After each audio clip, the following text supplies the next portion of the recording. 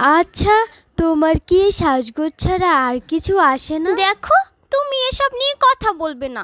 বিয়ের আগে জানতা না যে আমি কাজ করতে পারি না? হ্যাঁ, না, আমার কপাল, আগে জানতাম তুমি আগের মতোই থাকবে, তুমি শুধরাবে না। এই কি বলো তুমি? আমি খারাপ? আমি ভালো না? আর কিছু পারো আর না পারো, চোখ থেকে তো পানি ভালোই ফেলতে পারো। ভালো লাগে না একদম। আরে পবিত্র যে, এদিকে আয় তো। আমায় ডাকো দাদা? হ্যাঁ, একবার ডাকছি, আয় একবার শুনে যা একটু।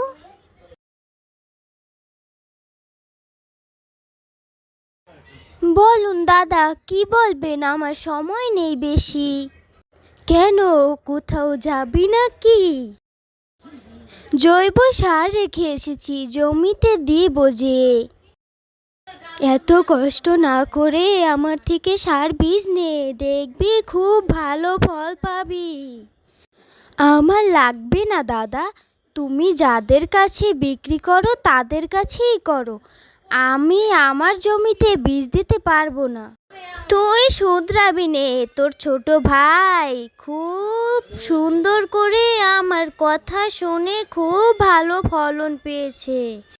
দাদা, এই মাটি আমার মা, এই মাটিকে যদি নষ্ট করে ফেলি তাহলে তো পরে আমাদের না খেয়ে মরতে হবে দাদা। তোর এই নীতি কথার কোনো মূল্য নেই পবিত্র, তুই আমার কথা শোন, তাহলে খুব ভালো হবে দেখবি।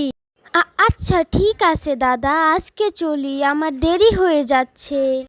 কবে হবে ওর বুদ্ধি? বেটাকে পটাতে পারলে বাকিরা আমার দোকানে এসে হুমড়ি খেয়ে পড়তো একদম।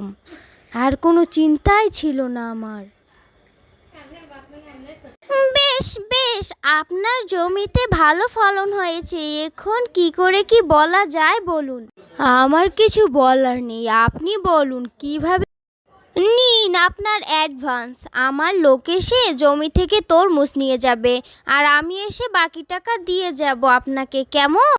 হ্যাঁ ঠিক আছে বাবু।